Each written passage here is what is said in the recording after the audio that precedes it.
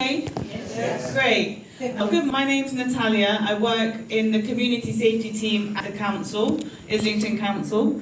And today I am going to come and talk about hate crime. I'm going to talk about the Safe Haven scheme, a little bit about my role, and then after I present, then we can go through any questions anyone has. So, yeah. I've worked for hate crime charities in the past, for different organisations, and my role now is to raise awareness on what hate crime is in the borough and make sure that people, when they are victims of hate crime, can access support, because sometimes people don't know what support is available. So hopefully today you'll know a little bit more about that. So, a hate crime, I'm just going to talk about the definition. A hate crime is when someone targets you because of who you are. So one of your characteristics that make up your identity. So someone has actually broken the law in acting out their hostility. A show of hands, has anyone heard of the term hate crime? Of course. Yes. Yeah.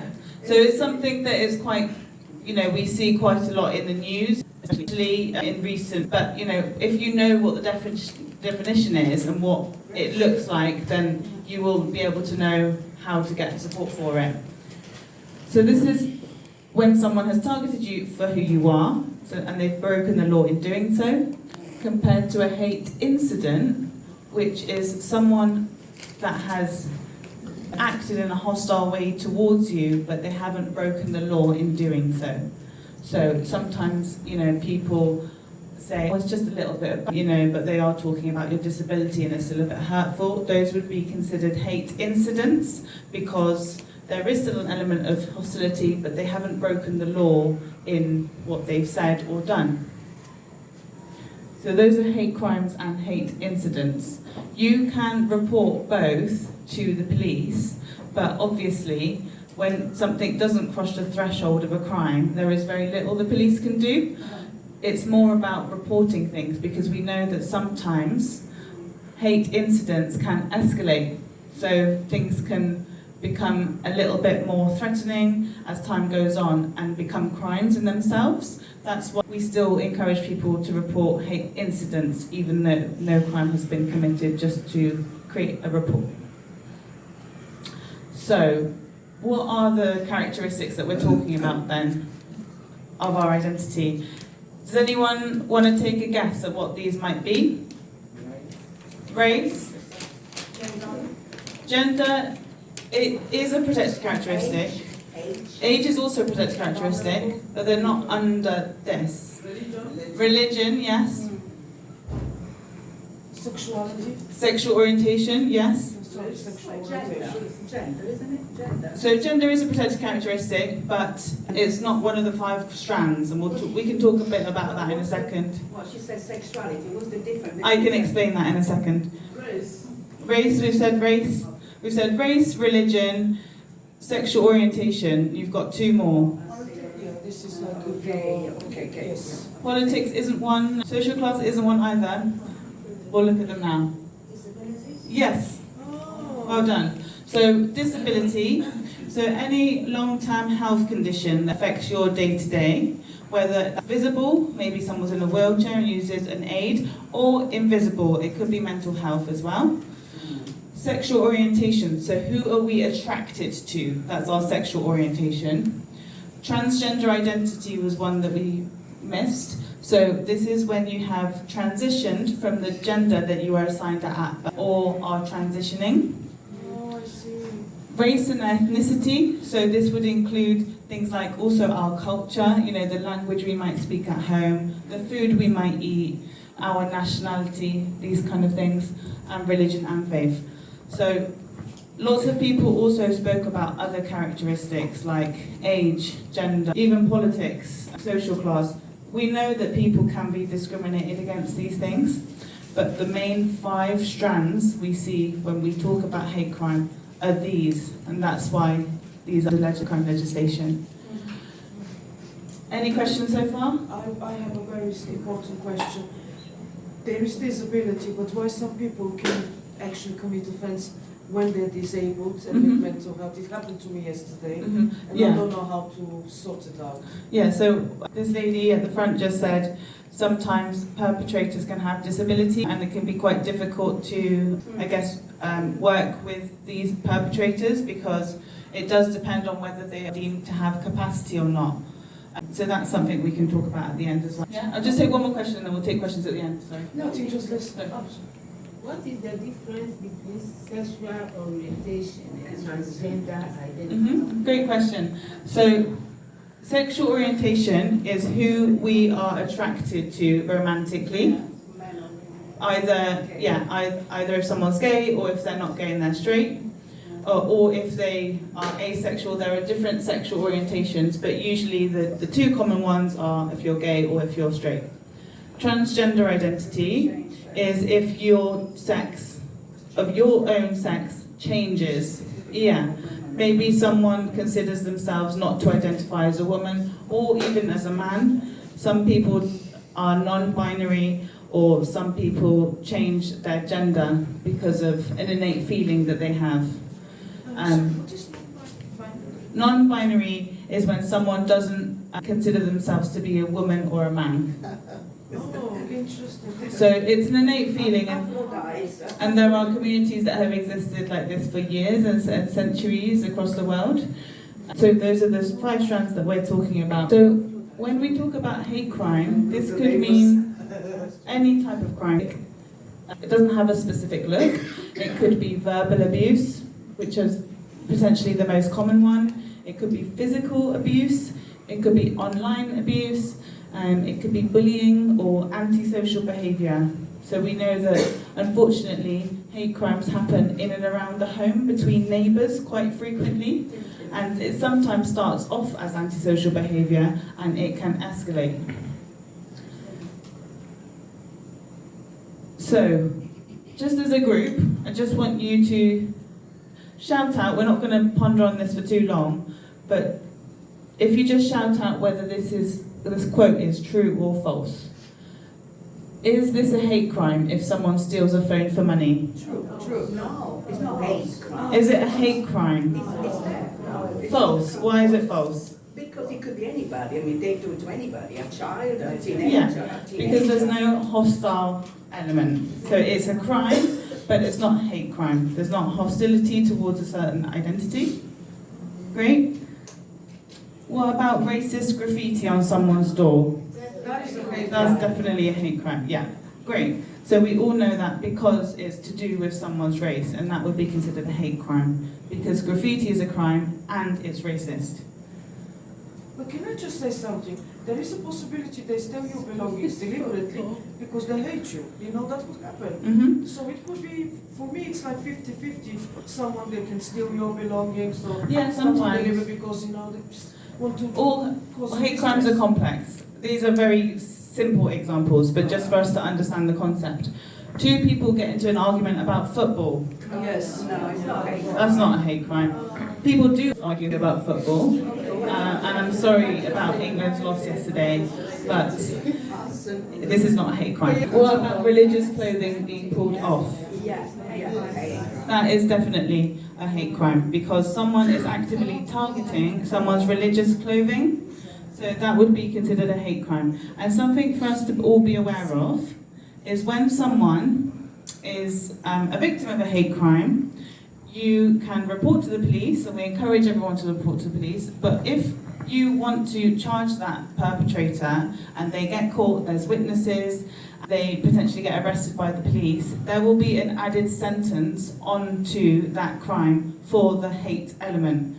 And the reason for this is because we know that the impact of hate crime on the individual is very severe. It takes an emotional toll on individuals, but not just that, it takes a massive toll on our communities, because it really creates division and tension and fear. So not only are the repercussions very hard for the individual, but very difficult for our society as a whole.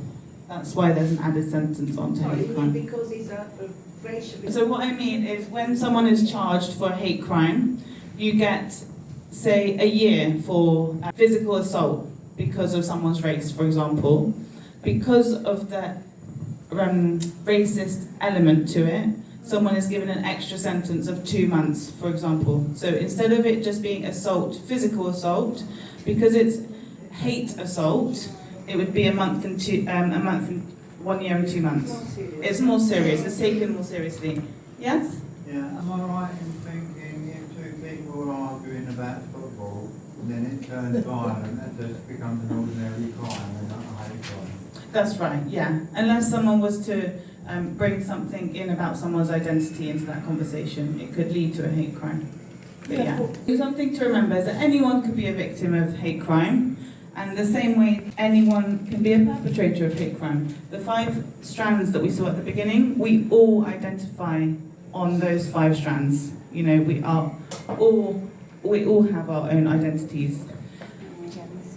An incident can be motivated by one or by more protected characteristics. So it could be because of someone's race and religion at the same time. It's not always just one. And you don't actually need to hold that characteristic to become a victim of hate crime.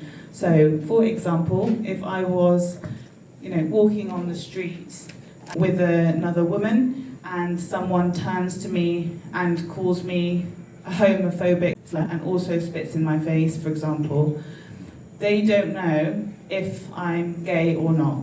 They don't know that. They don't know me, but they've still acted on their prejudice, and it turns out that I've then become a victim of hate crime. So you don't always have to be a victim of hate crime. You don't always have to have that characteristic in order to become a victim of hate crime. I can still report that, even if I wasn't gay. So, ways to keep safe, or if you witness something or something like this happens, don't ever try and intervene when you see something, especially not something physical, of course. We would always trust your gut. I would recommend the best thing to do is. But sometimes the best thing you can do is just to wait with someone after the perpetrator has left, because we know that the impact can be so severe, and actually waiting with someone once the situation has diffused is the best thing you can do, because you can reassure them, you can ask if they're okay. I think everyone would probably agree that any time this has happened to us, we've been thankful for someone to wait with us and check in on us once the situation has passed. If the situation is threatening or violent, remove yourself from the area and call emergency services. Avoid confrontation. We don't know how it can escalate. And like I said, sometimes just witnessing something is the best thing that you can do. And we can all report crimes when we are witnesses. We don't have to be the victims in order to report crimes. And this can be really helpful for victims who report to the police and they have got no evidence or any witness statements. Being a witness can really change a situation for someone. You can ask things. I'm sure we would all check in on them. Are you okay? Do you need help? It's usually never the person's fault. It's unfortunately comes from a lack of education or someone else's issues. And if this happens to you or someone you know, you just need to make sure that you get yourself to somewhere safe as soon as possible. Speak to someone. Try not to let these things fester without talking about it. If you speak to someone here, one of your friends here at Age UK or Jane or anyone that you know, we can make sure that you're able to be offered support. The worst thing is when people don't talk about it. We can understand that sometimes they're embarrassing or they're really hard situations to talk about, but it's a problem shared is a problem halved, always. And there's specialist organisations. Your identity is not the problem, it's their behaviour, and that's something we've got to remember. So when reporting, simple things that we need to remember: where it happened, when it happened, what was the time, around about, was it midday, 12 o'clock? What the people looked like, and if you're able to take a note, because sometimes we do forget these things, especially when we've been impacted emotionally, make a note and take any extra details down, like a license plate or what bus number you were on, because that means that the more information there is, the more investigation the police can do. Without information, they can't investigate. So that's something we need to remember.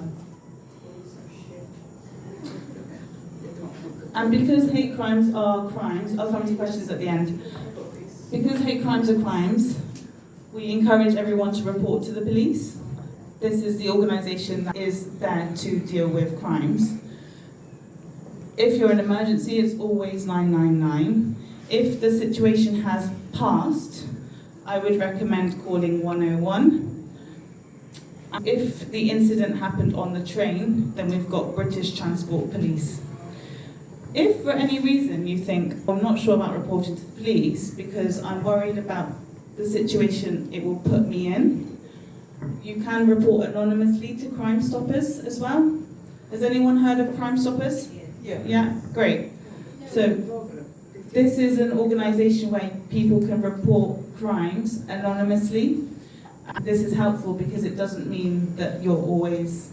It anonymises you basically, so it's a bit safer if people are worried about getting involved So you in can situations. just call without giving your name. Yes, you But can call. You have your phone number, yeah. Exactly. Some people don't want to report to the police for different reasons, and that's also fine. It's not an obligation of yours. As a victim, it's your choice who you share this information with or what you want done about it. But there is an organisation called Catch, made up of 11 different specialist organisations that support different community groups. So what you can do is you can contact Catch, explain what had happened, and then if, for example, it was an Islamophobic attack, then Tell Mama would support you. Or if it was attack on someone's sexual orientation, then Gallup would support you. Basically, different organisations that work with different community groups will be the person to reach out to you. And it's important to report these things because it helps our community be safe. Without reports, we don't know what happens. So make sure that where you feel able, you report as much as you can. And it can stop it happening from other people. So contacting Catch is a great point. Online. Is online, but if you want, you can reach out to the council. We can signpost you on. I've got leaflets here with me with telephone numbers of different organisations that you can call. So there is a leaflet that explains what hate crime is, the different services available, so I can hand those out at the end. And on hate crime, I'm just going to quickly cover safe havens. Has anyone heard of the safe haven scheme? Yes, a couple of you, because I spoke to you yesterday. So in Islington, we have a safe haven scheme, which is made up of 250 businesses in the borough that have agreed to support people that are residents or people in the borough walking past if they need it. So this is made up of places like cafes, restaurants, all the libraries, all the leisure centres, the council buildings, pubs. It's lots of different types of organisations that have said, if someone needs help, we will be able to support them. And sometimes that help looks like lots of different things. Sometimes it's like going in to use the loo. Sometimes you might feel disorientated, or you just simply might need to take 5 minutes before you carry on your onward journey. There is no reason too small to use a safe haven. And like I said, we've got 250. And you can see that they're spread out all across the borough. And it's just helpful for us to be aware of, because sometimes we do just need somewhere to stop before. We don't know when we might feel unsafe or need to use a loo, like I said. Every safe haven has a sticker in their window that looks like this square. I've seen it before. Yeah? I've seen it in the streets. Yeah, so we've got some posters outside primary schools. This can help anyone, basically. Older people, children, it doesn't matter who you are. You can go in and ask for help. And We also have a map online for people that like to look online, but the way you'll know someone is a safe haven is because they've put this sticker by the entrance of their door. Okay. Oh, I see. Actually, it's like if a guy is harassing you, So, he'll take you out. the way you would use a safe haven is you would identify the sticker on the door, or if you do a route regularly from home to your local library or your local leisure centre, whatever route you do regularly, you can try and find the safe havens along that route so that you can familiarise yourself with them and start building relationships with them. So in case you needed, on this regular route you needed a hand, you would know where you can go confidently. And you can just go in and ask, say what it is that you need help for, if it's to sit down or if it's to charge your phone, whatever that might be, the safe haven will do their best to support you. Every safe haven has different facilities. Not every safe haven will have a toilet, not every safe haven will have a seat, but wherever they can, they will do their best to support you.